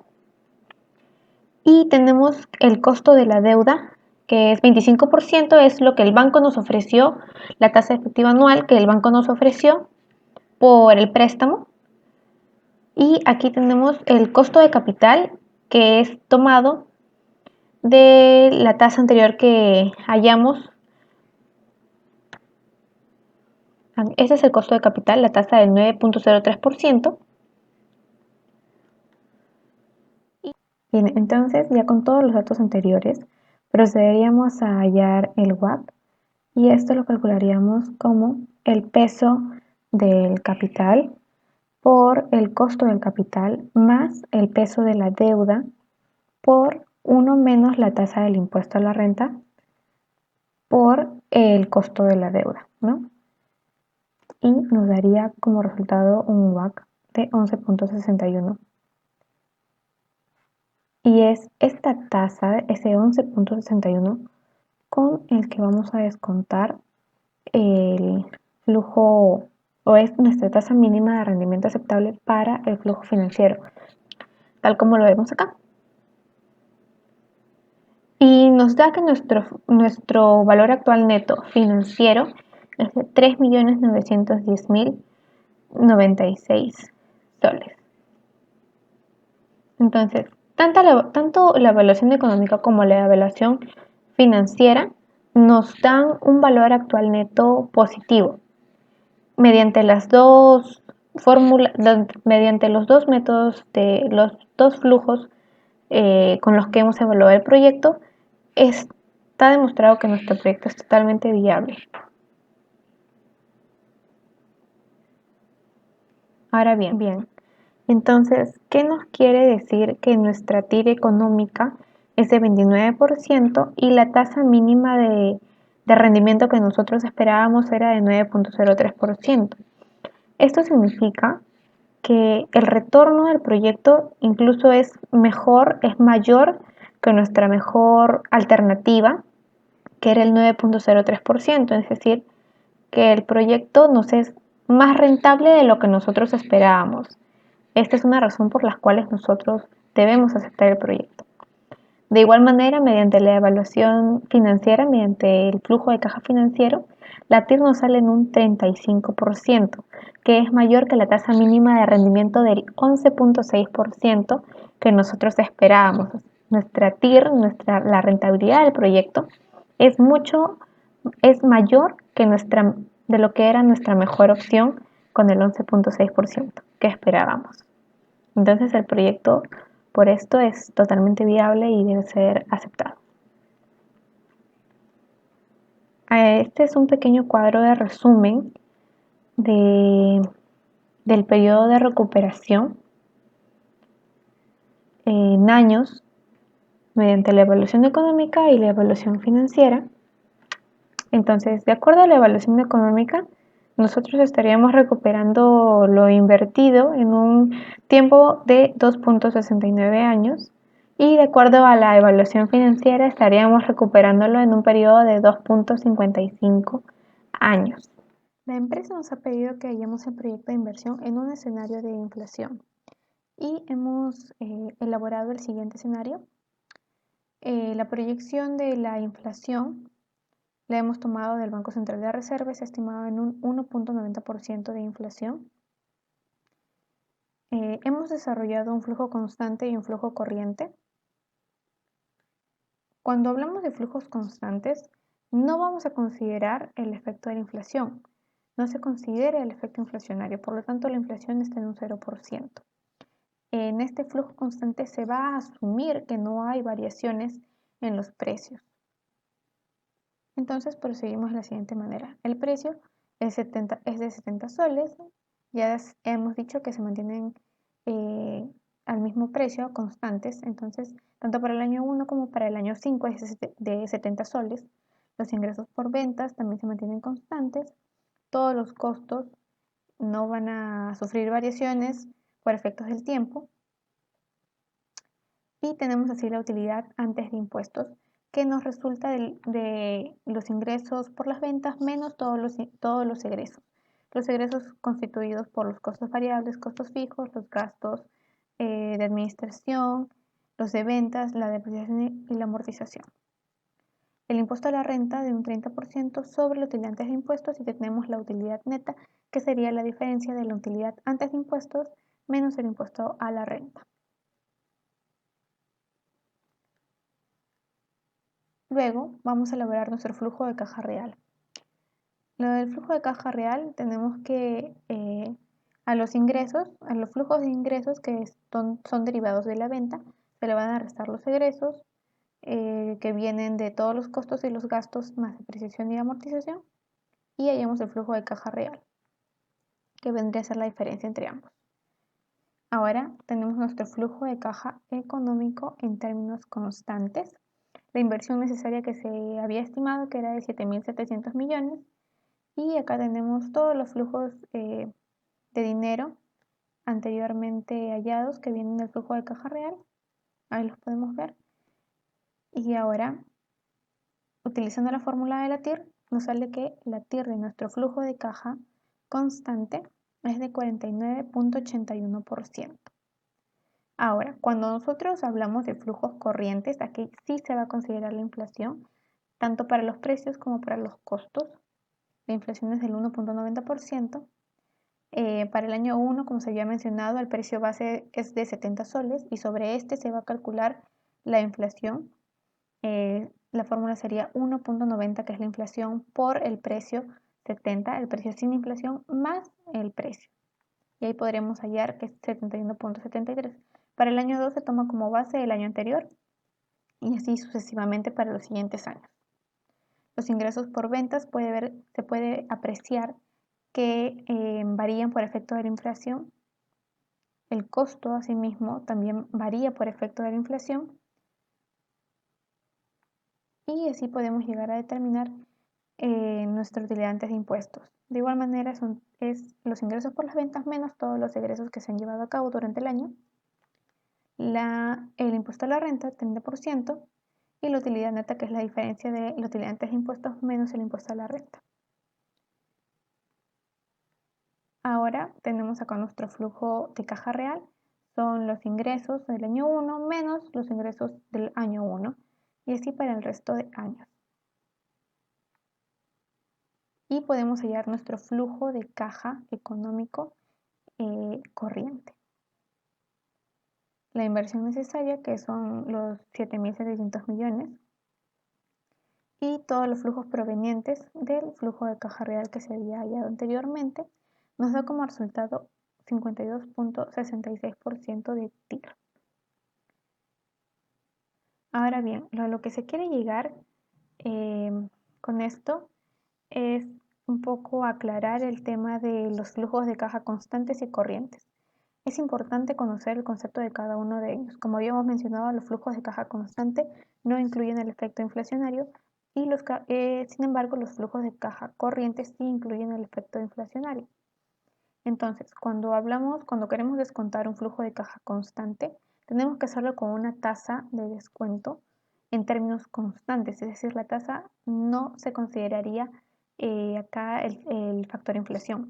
Sin embargo, cuando ya elaboramos un flujo de caja corriente, aquí en la tasa de descuento que vamos a utilizar, sí tenemos que considerar el efecto de inflación. Y el resultado de evaluar un flujo de caja constante con descontado a una tasa constante va a resultar equivalente que el evaluar un flujo de caja corriente con una tasa de descuento corriente. Esto se puede fácilmente calcular con la siguiente fórmula, evaluando las tasas, evaluando las TIR de ambos flujos, y mediante la siguiente fórmula. nos dice que la tasa de descuento corriente, es decir, la tasa de descuento que sí incluye la inflación, va a ser igual a 1 más la tasa de descuento constante. Es decir, esta tasa de descuento constante no incluye el efecto de la inflación. Todo esto por 1 más la inflación menos 1. Aplicándola a nuestro problema, tenemos que 1 más el 49.81 de la TIR que nos salió en el flujo de caja constante por 1 más la inflación esperada menos 1 nos resulta en 52.66%, tal cual la TIR del flujo de caja corriente. Esto prueba que es equivalente el evaluar, como se había mencionado, el evaluar un flujo de caja constante descontado con tasas constantes que evaluar un flujo de caja corriente descontado a tasas corrientes. Esa sería toda nuestra evaluación para este proyecto que estamos proponiendo. Ahora procederá mi colega a continuar con el desarrollo del trabajo. Excelente propuesta. Veremos qué dice al respecto Bacus. Siguiendo con el último punto, tenemos un caso práctico de ranking de proyectos. Sí, bueno, para profundizar con el punto de Aarón, yo busco un ejemplo adicional a ese. Hemos tomado un caso práctico sobre qué es la controversia en la escala de inversión inicial, que habla sobre lo que es el tema, sobre lo que es el ranking de proyectos de inversiones. Sí, continuando, bueno, hablaremos sobre el caso práctico ya propuesto, en la cual se menciona que Jorge Benítez tiene en su poder 40.000 soles y que le ha llegado ofertas sobre la posibilidad de invertir en 3 proyectos de diferentes inversiones iniciales, el cual tiene la controversia de poder determinar cuál de estos proyectos puede generar mayores ganancias futuros, las cuales nos ha solicitado nuestro análisis para decidir cuál de los proyectos es la mejor opción, teniendo en cuenta que esta persona espera una tasa mínima de retorno real del 10% para determinados proyectos. Hay que tener en cuenta que esos proyectos se van a realizar durante una línea de tiempo única, que son la de 3 años. Teniendo en cuenta que el proyecto A tiene una inversión inicial de 40.000, que es el monto en el cual se está destinado a preinvertir, el proyecto B que tiene una inversión inicial de 18.000 y el proyecto C que tiene una inversión inicial de 22.000, el cual será una evaluación a cada uno de los proyectos para determinar la mejor decisión que se puede tomar, ¿no?, respecto a los distintos proyectos. Para ello alzaremos indicadores que nos permitan analizar y determinar, ¿no? Dentro de ellos está el cálculo del BAN, de los flujos de retorno, la tasa interna de retorno de cada uno de los proyectos, la relación del BAN y la inversión inicial de cada proyecto. Posteriormente, determinamos lo que son los flujos de caja, tanto que el proyecto A, que tiene una inversión inicial de 40.000, y flujos de retorno de 25.000, 30.000 y 40.000 para los posteriores 3 años. En lo que es el proyecto B, que tiene una inversión inicial de 18.000, y en la cual destacamos sus flujos de retorno que son 10.000, 15.000 y 22.000 para los siguientes años. Y el proyecto C, que tiene una inversión inicial de 22.000 y sus flujos de retorno son 16.000, 18.000 y 23.000 soles para los siguientes años. Una vez determinados los flujos de retorno, podemos dar paso a lo que es el cálculo del BAN, que para los 3 proyectos mencionados nos sale un BAN positivo. Para el caso del proyecto A, tener un cálculo de 37.573.25 soles, al igual que tenemos una TIR de 54% y una relación del BAN con inversión inicial de 0.24. Para el proyecto B, que tenemos, calculamos el BAN y nos da un 20.270 soles.47. Posteriormente determinamos el TIR, que nos da 57.62% y una relación del BAN con la inversión inicial de 1.11. Y por último, el proyecto C, calculando el BAN, nos sale 21.059.35 soles, una TIR de 72.59% y una relación del BAN con la inversión inicial con 1.12. Una vez determinados esos 3 proyectos, determinamos que cada uno de los proyectos nos genera, una vez usados los indicadores, determinamos que los 3 proyectos son rentables, tanto el A, B y el C. Pero si analizamos un profundo más con otros indicadores, ya sea como el TIR, podemos mencionar que el proyecto C tiene mayor TIR relacionado al proyecto B y al proyecto A. Posteriormente, si nos referimos a lo que es la inversión, a la relación de inversión entre lo que es el BAN, podemos destacar que el proyecto C también tiene una relación mayor que a las demás. Posteriormente le sigue el proyecto B y por último el proyecto A. Pero bueno, este caso práctico hemos realizado mediante como mencioné, una tasa real, en la cual no considera lo que es la inflación. Pero ¿qué ocurre si se toma a cabo que es la inflación? Para ello tenemos que hacer aspectos muy importantes, ¿no? Ya sea con lo que es los ingresos de retorno esperados, que va a tener una variación, ya que estos ingresos se tienen que recalcular, considerar lo que es la inflación. Y posteriormente lo que es el cálculo de la tasa nominal, ¿no? Ya que si usamos una tasa real estaríamos incurriendo en un error al cálculo, ¿no? Posteriormente, para determinar lo que es la tasa nominal, tenemos que llevar a cabo la fórmula que está en el cuadro, que habla sobre que para hallar la tasa nominal es igual a 1 más la tasa real, que da 10% en el caso, por 1 más la inflación esperada, que para este caso tenemos una inflación constante del 4% para los 3 años siguientes. Todo esto menos 1. Llevado a cabo el cálculo nos sale como que la tasa nominal calculada es 14.40%. Una vez calculada ya la tasa nominal, vamos a tener que realizar los flujos de caja actualizadas. Tienen claro que en ese cuadro podemos determinar los tres proyectos en los cuales nos menciona y determinamos que los flujos de retorno esperados van a tener una variación mucho distinta a la anteriormente. Una vez determinados los flujos actualizados con la inflación, determinamos lo que es el BAN. Para los tres casos, el BAN va a ser lo mismo que haber calculado anteriormente, ya que sabemos que los flujos de caja, tanto con inflación o sin inflación, determinando su tasa requerida aceptable de cada una, va a generar un BAN igual a anteriormente. Lo que sí variaría esta parte es lo que es la TIR, ya que la TIR esperada es mucho mayor, ¿no? Usando la inflación.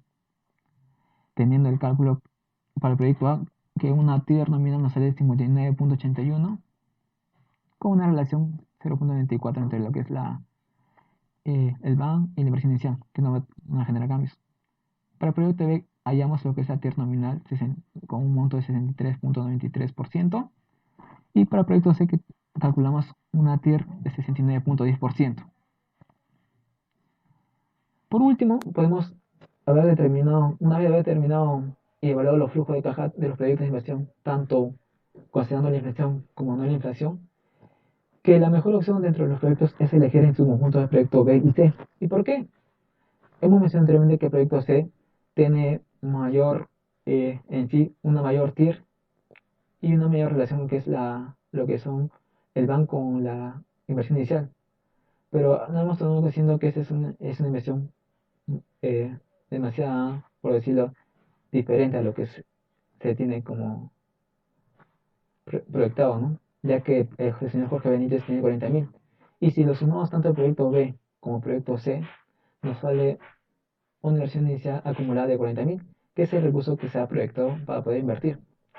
Y teniendo en cuenta que tanto el B y el C tienen mayores indicadores que el proyecto A. Y si lo sumamos tanto el BAN, genera mucho mayor ganancia a lo esperado, tanto en la tasa real como en la tasa nominal requerida. Posteriormente, para tener en cuenta, ese sencillo método de clasificación tiene sus limitaciones, ya que para llevar a cabo dicha evaluación hay que tener en cuenta que cada proyecto es independiente. Las líneas de relaciones entre los proyectos son independientes y que en dichas relaciones de los proyectos se imponen restricciones adicionales a las de capital que se deben ser analizadas por su cuenta. También cuando los recursos de capital son limitados para cada uno de los periodos que se incorporan las restricciones adicionales. Y hay que tener en cuenta que estas se deben agotarse totalmente en capital disponible. De lo contrario, es posible que la relación de los proyectos por medio de el BAN y lo que es el valor inicial no genere un resultado óptimo. Bien, ahora sí todo quedó concluido con respecto a ese punto. Entonces tengo entendido que también Eric nos iba a dar algunas conclusiones y recomendaciones sobre el proyecto. Sí, para resumir el proyecto, Una vez llevado a cabo el proyecto, y de acuerdo a los indicadores económicos y financieros del proyecto, hemos determinado y hemos encontrado resultados positivos. En cuanto a lo que es el BAN, hemos determinado un BAN positivo de 4.932.528 en la parte que es en la parte económica, con una TIR de 29% y una relación del que es el BAN inversión inicial 1.65, lo que significa que por cada sol gastado en el proyecto se gana 0.65 soles. Además, en la parte financiera hemos determinado un BAN de 3.910.096 soles con una TIR de 35%, una relación del banco en la inicial de 1.73 soles, lo cual significa que por cada sol gastado se gana 0.73 soles. Lo referente al estudio financiero, una vez llevado a cabo el proyecto, se obtuvo que para el primer año la utilidad neta viene o llega a ser una cantidad de 3.154.287 soles. Y para el año 5 tenemos una utilidad neta de 3.400.932 soles, por lo cual demuestra que por cada año las utilidades están aumentando, lo cual significa y nos hace ver que el proyecto es mucho más rentable de lo que se espera. En base a todo lo anterior, podemos demostrar claramente que el proyecto que se pretende implementar en esta situación del COVID-19, habiendo tenido un gran impacto en las caídas de ventas en los últimos meses por parte de la empresa, es factible para su desarrollo y financiamiento. En cuanto a lo que las recomendaciones, podemos mencionar desde el punto de vista económico financiero que el proyecto propuesto por la empresa Unión Cervecera Bacus y Johnson es viable, exitoso y no presenta riesgo para los interesados de dicha empresa. Por lo tanto, se recomienda llevar a cabo dicho proyecto. Además, una vez llevado a cabo el proyecto, se recomienda estar en un constante cambio, innovación, como también un mejoramiento continuo para la satisfacción de los clientes, el cual permita un poco incluirse lo que es la satisfacción del servicio, en lo que es la satisfacción en lo que es la distribución de los productos a ofrecer, y como también última recomendación podemos decir que una vez ya entrado al sector de lo que es la distribución o recojo de lo que son las ventas de productos mediante la portal online, no solo se enfoca en el producto de la empresa, sino un poco expandir su mercado, llevando a cabo productos de otras empresas, ya que estas tengan relación con la empresa o no, y así generar mucho mayor ingreso por parte de este sector, la cual a futuro tendrá un mayor impacto a los resultados económicos de toda la empresa. Bueno, eso fue toda la agenda de esta semana. Gracias por asistir a esta reunión virtual. Nos veremos la siguiente semana. Hasta luego. Hasta luego. Hasta otra oportunidad. Muchas gracias. Hasta luego con todos. Hasta luego.